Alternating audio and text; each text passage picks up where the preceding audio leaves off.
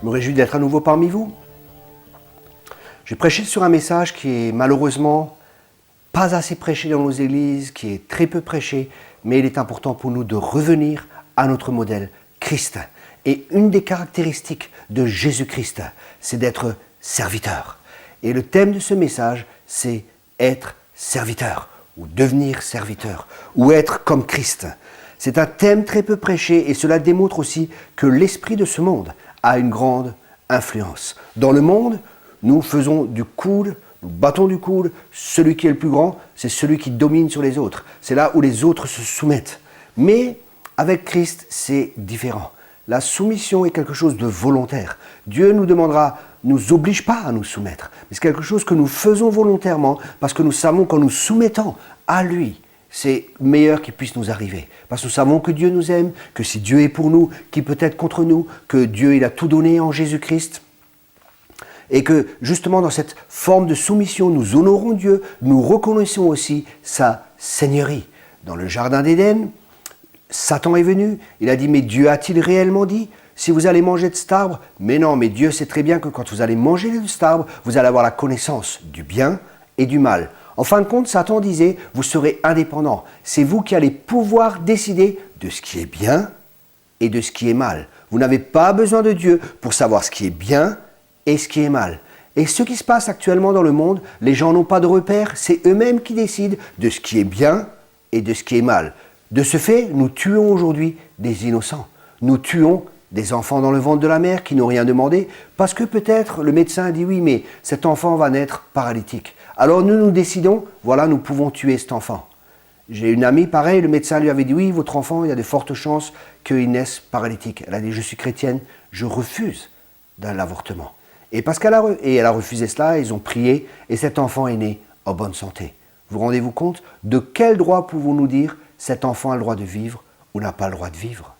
Si on commence maintenant avec les paralysés, demain ce seront peut-être les personnes âgées. Ah, ces personnes, elles ne sont pas plus productives pour la société, elles ont plus de 70 ans, elles ne remplissent pas certains critères, c'est nous qui déterminons ce qui est juste et ce qui est faux. Cette personne, il est nécessaire de la tuer. Non, ce n'est pas ainsi que Dieu voit les choses.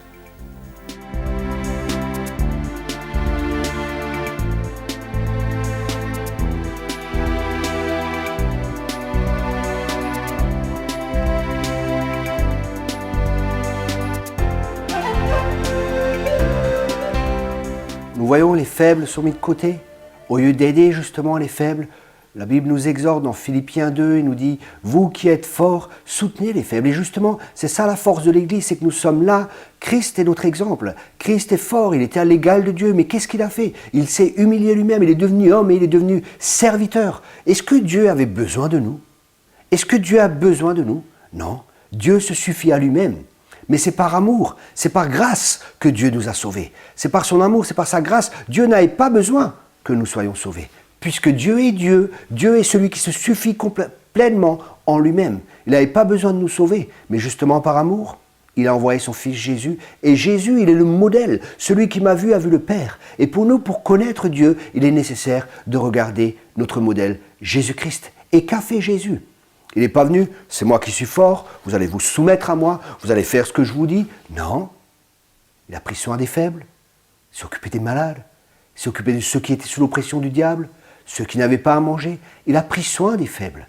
Et pour nous, pareil, nous ne devons pas être dans l'esprit du monde qui est l'esprit du prince de ce monde, c'est-à-dire Satan, mais nous devons vivre avec l'esprit de Jésus-Christ. Nous pouvons être remplis du Saint-Esprit, mais ne pas vivre selon l'esprit de Christ. Nous pouvons être remplis du Saint-Esprit, mais parce que nous ne prenons pas notre croix, parce que nous ne nous chargeons pas de notre croix, et parce que nous ne décidons pas, nous ne prenons pas la décision, ou nous n'avons pas été enseignés, nous n'avons pas la compréhension que justement, nous devons nous occuper des autres. Et c'est ce qui se passe dans le monde. Je reviens à cet avortement, c'est des enfants qui n'ont rien demandé à personne, ils veulent simplement vivre, et les forts, au lieu de les aider, les forts, au lieu d'aider peut-être ces enfants qui naîtront paralytiques, que vont-ils faire? Ils vont les tuer. Parce que nous avons mangé de l'arbre de la connaissance du bien et du mal, et que c'est nous qui décidons ce qui est juste et ce qui est faux. Et les lois, on met des lois actuellement, et parce que ce sont des lois, les personnes croient que c'est juste. Mais ce sont des lois qui sont peut-être légales, mais ce n'est pas pour autant qu'elles sont morales. Et c'est pas, je ne vais pas parler, ce n'est pas une accusation que je lance. Si vous avez avorté, j'ai une bonne nouvelle pour vous. J'ai une mauvaise nouvelle, premièrement, c'est un meurtre. Dieu voit cela comme un meurtre. Mais la bonne nouvelle que j'ai pour vous, c'est qu'en Jésus-Christ, vous avez le pardon. En Jésus-Christ, vous pouvez recevoir la guérison. Jésus-Christ est mort pour vous, aussi justement pour ce péché. La grâce de Dieu est là, le pardon de Dieu est là. Et je sais, peut-être vous avez pris une décision parce que vous avez eu des mauvaises informations, parce que vous n'avez pas eu d'enseignement. Aussi, je ne vous accuse pas. Ce message n'est pas un message accusateur. Jésus n'est pas venu pour accuser, il est venu pour sauver. Mais il est important aussi de vous dire les choses parce que ça peut être une racine qui peut avoir des conséquences dans votre vie. C'est pour recevoir le salut, c'est pour recevoir votre guérison.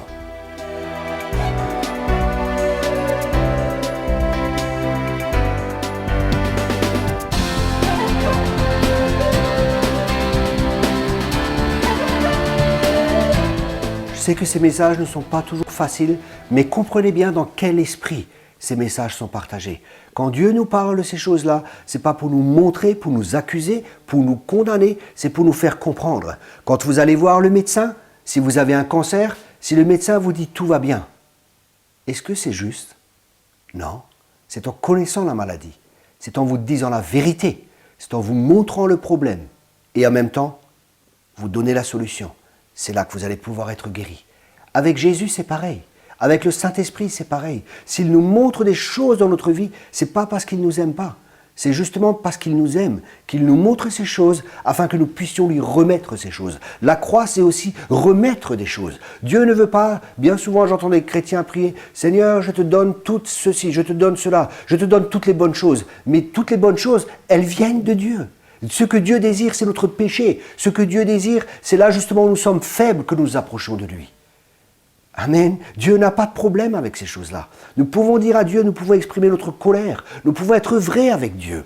Nous pouvons dire à Dieu ce qu'il y a dans nos cœurs. Nous pouvons vider nos cœurs devant Dieu. Nous pouvons vider, excusez-moi du terme, nous pouvons vider notre sac devant Dieu et lui dire, Seigneur, j'en ai marre, ça va pas, ça va pas. Et un jour, j'étais comme ça devant Dieu et je priais, ah Seigneur, ça va pas, j'en ai marre de ceci et j'en ai marre de cela. Et Dieu me donne un texte dans les psaumes.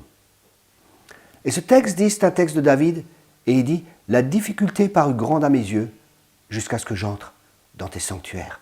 La difficulté parut grande à mes yeux jusqu'à ce que j'entre dans tes sanctuaires. Et des fois, nous sommes dans des problèmes et nous sommes dans des difficultés et nous sommes fixés sur les problèmes. Nous sommes fixés sur les difficultés et plus nous sommes fixés sur ces choses-là, plus ces choses grandissent. Mais Jésus dit, déchargez-vous sur moi de tous vos soucis, car moi seul, je prends soin de vous.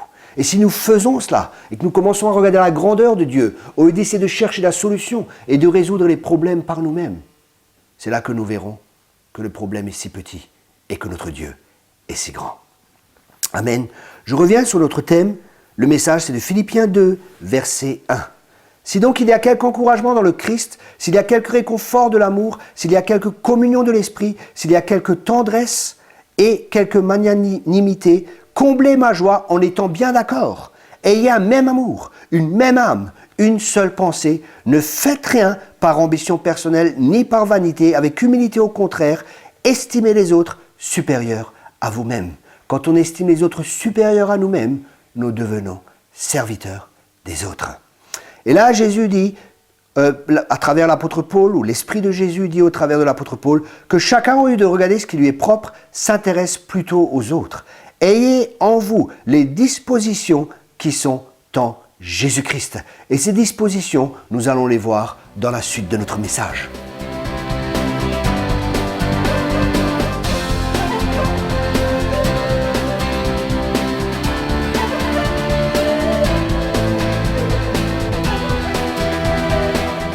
Philippiens 2, verset 5, nous dit « Ayez en vous les dispositions qui sont en Jésus-Christ », les dispositions ou l'attitude de son cœur, ou sa pensée, ou ses sentiments qui étaient en Jésus-Christ. Lui qui était vraiment divin, il ne s'est pas prévalu d'un rang d'égalité avec Dieu, mais il s'est vidé de lui-même en se faisant vraiment esclave, en devenant semblable aux humains, reconnu à son aspect comme humain, il s'est abaissé lui-même en devenant obéissant jusqu'à la mort sur la croix. Et parce que Jésus a fait cela, que s'est-il passé? C'est pourquoi, verset 9, C'est pourquoi, c'est à cause de cela, c'est parce que l'attitude de Jésus, c'est à cause de l'attitude que Jésus avait. Et si nous avons cette même attitude, ce que Dieu a fait avec Jésus, il le fera aussi avec nous. C'est pourquoi Dieu l'a souverainement élevé et lui a accordé le nom qui est au-dessus de tout nom. Pour qu'au nom de Jésus, tout genou fléchisse dans les cieux, sur la terre et sous la terre, et que toute langue reconnaisse que Jésus-Christ est le Seigneur, à la gloire de Dieu le Père. Si nous voulons vraiment avoir une autorité réelle, une autorité divine, c'est quand nous renonçons à nous-mêmes. C'est quand Dieu voit que nous ne vivons pas pour nous-mêmes, pour bâtir notre propre royaume, mais que nous vivons pour que son royaume puisse être bâti. C'est pour que son nom puisse être glorifié. C'est pour que Jésus soit élevé. Amen. C'est pour ça que nous vivons, pour que lui soit connu. Moi, je ne désire pas être connu. Je désire que Christ soit connu au travers de moi. Amen.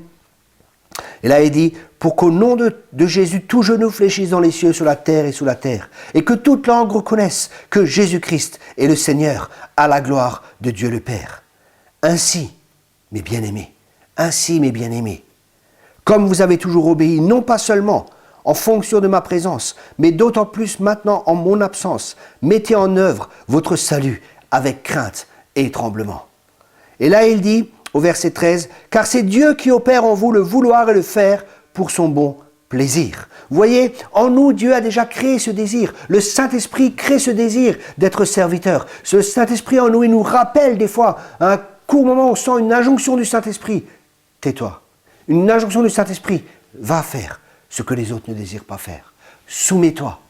Mais dans notre vieille nature, cette nature rebelle qui a déjà été crucifiée à la croix, qui est morte, nous devons la laisser à la mort. Et nous devons obéir à cette injonction du Saint-Esprit. Et c'est là que la douceur du Christ sera visible. C'est là que, dans cet esprit de soumission, que la puissance de Dieu reposera sur nos vies. C'est là, dans cette soumission, que l'Esprit de Dieu reposera sur notre vie. Et c'est là que le monde pourrait être touché par des chrétiens qui sont forts. Mais ils sont forts parce qu'ils supportent les faibles. Ils ne sont pas forts pour eux-mêmes. Ils sont forts parce qu'ils supportent les faibles, parce qu'ils s'occupent de ceux qui sont faibles et parce qu'ils sont serviteurs les uns des autres.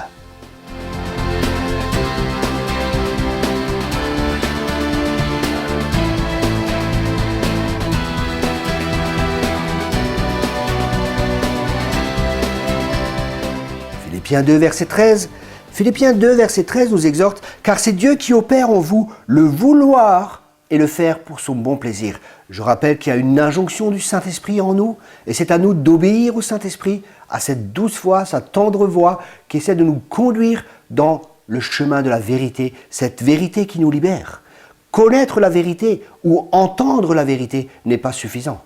Pour être libre, il faut l'entendre bien sûr, et il faut surtout la vivre. Et c'est vivre dans cette vérité, c'est ça qui nous rendra libres. Mais libre de quoi? Libre de notre ego, libre de nous-mêmes. Libres de nos propres désirs qui sont des fois contraires à la parole de Dieu. Et c'est là que nous rentrons dans la vraie liberté, la liberté glorieuse des enfants de Dieu. C'est là que nous sommes libres, c'est là que nous sommes heureux, non pas de ce que nous avons, mais de le connaître lui, d'avoir cette communion avec lui, de pouvoir savoir, de comprendre que Dieu est avec nous chaque jour, que Dieu est en train de se glorifier à travers nous, que Dieu est en train de manifester sa gloire au travers de nous, que Dieu est en train de manifester sa puissance au travers de nous. Amen. Et là, il est dit, faites tout sans maugréer, ni discuter. Aujourd'hui, en France, nous sommes dans un pays de rebelles, jamais contents, carrément méchants. Nous avons nos droits. Non, ce n'est pas juste. Et c'est comme ceci et ce n'est pas comme cela. Est-ce que c'est l'esprit de Christ? Non. La rébellion est un principe satanique. La soumission est un principe divin. Qui voulons-nous ou qui décidons-nous d'obéir? Mon peuple périt, faute de connaissance. Ces enseignements doivent être entendus. Et c'est ma prière, que vous entendiez cet enseignement et que Dieu vous donne la capacité, parce qu'il vous donne la capacité de le mettre en pratique, parce qu'il désire que vous soyez vraiment libres. Et là, il dit, au verset 14, « Faire tout sans maugréer ni discuter, pour être irréprochable et pur, enfant de Dieu sans défaut, au milieu d'une génération perverse et dévoyée, dans laquelle vous brillez comme des lumières du monde. » L'évangélisation, c'est aussi cela, quand nous sommes serviteurs. Quand les gens se disent, mais ces personnes vivent dans un autre esprit que nous. Ces personnes vivent différemment de nous. Ils sont toujours heureux. Jamais un mot de travers. Ou quand nous disons un mot de travers, cela arrive bien sûr. que nous ayons l'humilité d'aller voir les personnes et de demander pardon. Et si nous chutons, la grâce de Dieu est là, le pardon de Dieu est là, la compassion de Dieu est là, le juste tombe 7 fois, mais il se relève toujours. Ne restez pas à terre, relevez-vous. Un vainqueur, ce n'est pas quelqu'un qui n'a pas d'échecs, c'est quelqu'un qui a juste su gérer ses échecs. Amen. Alors si vous avez des échecs, ce n'est pas grave. L'échec, c'est l'escalier qui peut vous mener au succès. Winston Churchill a dit, la réussite, c'est d'aller d'échec en échec, sans jamais perdre son enthousiasme.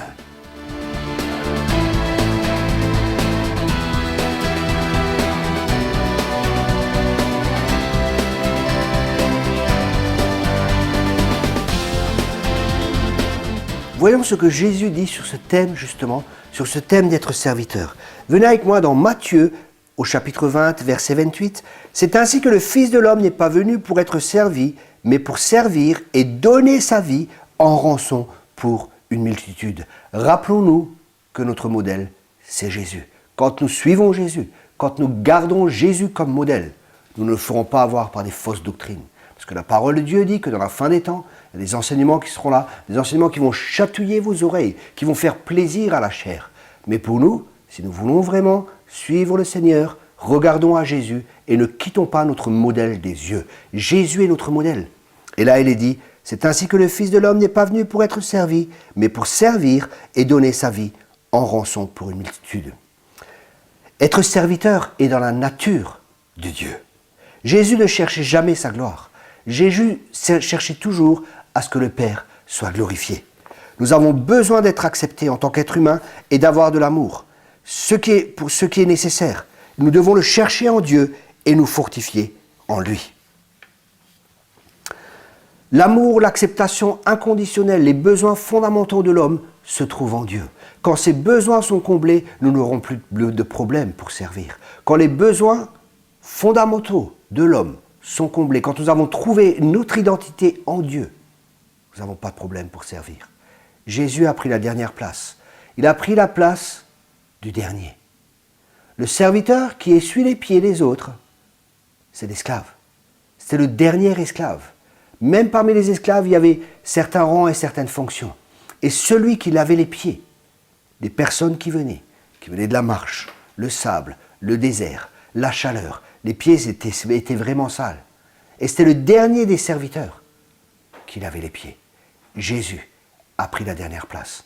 Il a lavé les pieds. Pourquoi Jésus pouvait faire cela? Parce que il comprenait que son identité ne dépendait pas de ce qu'il faisait. Son identité dépend de ce qu'il est. Et pour nous, pareil, nous sommes enfants de Dieu. Notre identité ne dépend pas de ce que nous faisons. C'est pour ça que nous pouvons être serviteurs les uns des autres. Même si nous sommes pasteurs, nous pouvons aller et servir les autres. Nous pouvons, même si nous avons une position entre parenthèses dans l'Église, une fonction que Dieu nous a donnée, nous pouvons être serviteurs les uns des autres. Et c'est là que nous montrerons de la vraie grandeur. Dans Marc 10, au verset 35, nous allons voir un modèle, et nous allons voir le modèle de Christ. Nous allons voir vraiment que ce que Dieu demande pour être grand dans le royaume de Dieu, nous allons voir les critères de Dieu pour être appelé quelqu'un de grand dans le royaume de Dieu.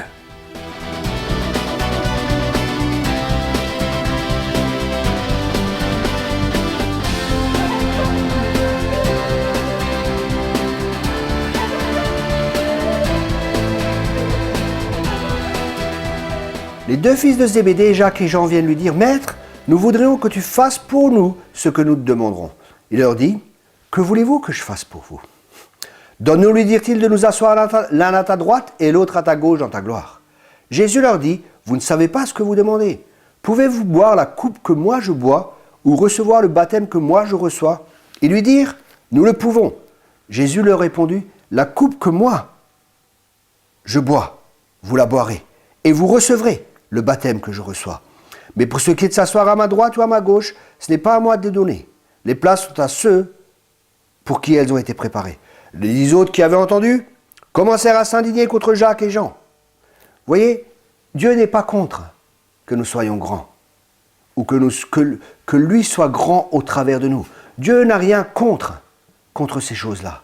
Mais Dieu est contre si nous avons une mauvaise motivation, si nous ne faisons pas les choses selon les critères que lui désire. Là, nous voyons verset 42, il dit, Jésus les appela et leur dit, vous savez que ceux qui paraissent gouverner les nations dominent sur elles en seigneur et que les grands leur font sentir leur autorité. Et là, il dit, il n'en est pas de même parmi vous. Au contraire, quiconque veut devenir grand parmi vous sera votre serviteur. Donc, nous voyons dans ce texte que pour devenir grand, il faut être serviteur. Dieu n'a rien contre. Mais si vous désirez cela, ce n'est pas quelque chose de négatif. Au contraire, c'est bien. Mais le chemin pour monter, c'est un chemin qui descend. Et après, il nous dit, et quiconque veut être le premier parmi vous sera l'esclave de tous. Donc, nous voyons une progression. Pour être grand, il nous faut être serviteur. Si nous voulons être le premier, il nous faut être l'esclave. Vous voyez, pour pouvoir monter, il est nécessaire de descendre. Pour monter d'une étape, il faut descendre d'une étape. C'est un chemin inverse. Quand nous descendons, Dieu nous élève. Celui qui s'abaisse, c'est celui qui sera élevé. Mais celui qui s'élève, c'est celui qui sera abaissé. Et en continuant le texte, il dit, au verset 45, « Car le Fils de l'homme n'est pas venu pour être servi, mais pour servir et donner sa vie en rançon pour une multitude. » Vous voyez, Jésus est venu pour donner sa vie. L'esprit du monde est un esprit différent. Dans ce texte, nous voyons l'esprit du monde qui domine, qui oppresse pour recevoir pour lui. Mais l'esprit de Dieu est un esprit différent. Celui qui veut être grand, c'est celui qui se fait serviteur des autres, qui va servir les autres. Jésus a mis l'habit de l'esclave. Et cela lui a permis d'être le plus grand.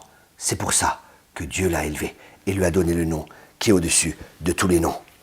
La vie chrétienne est liée à la souffrance de la chair contre l'esprit. Crucifions notre chair, renonçons à nous-mêmes. Amen.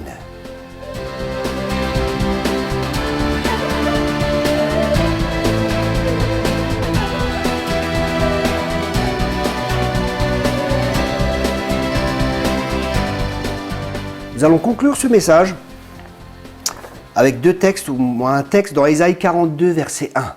C'est l'Esprit de Dieu qui parle et qui dit « Voici mon serviteur que je soutiendrai, mon élu en qui mon âme prend plaisir. J'ai mis mon esprit sur lui, il annoncera la justice aux nations. Il ne criera point, il n'élèvera point la voix, et il ne la fera point entendre dans les rues. Il ne brisera point le roseau cassé, et il n'éteindra point la mèche qui brûle encore.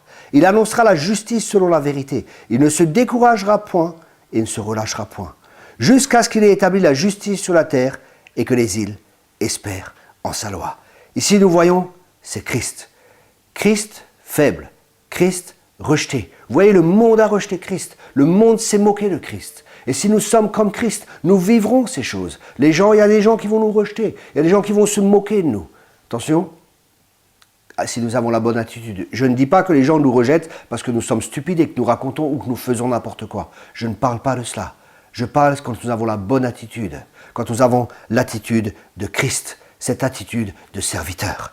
Et c'est là que il ne criera pas. Cela signifie qu'il ne cherchera pas à établir ses droits ou se défendre lui-même. Il s'en remet toujours au Père. Jésus ne pense pas, si ces personnes me voient avec cette personne, ma réputation sera détruite. Si on me voit en tant que prédicateur avec des clochards, oh, ma belle réputation sera détruite. Non, c'est là que Jésus est. Dans Galates 5, verset 13, l'apôtre Paul nous dit « Mes frères, vous avez été appelés à la liberté, seulement que cette liberté ne devienne pas un prétexte pour la chair. Par amour, faites-vous plutôt esclaves les uns des autres. » Ça veut dire serviteurs les uns des autres. Dans Philippiens 5, verset 13, il est dit « Certains, il est vrai, proclament le Christ par envie et par goût des disputes, mais d'autres le font dans de bonnes intentions. Ceux-ci agissent par amour, sachant que je suis là pour la défense de la bonne nouvelle. Tandis que ceux-là annoncent le Christ par ambition personnelle, leurs intentions ne sont pas pures. Ils s'imaginent ajouter de la détresse à ma condition de prisonnier.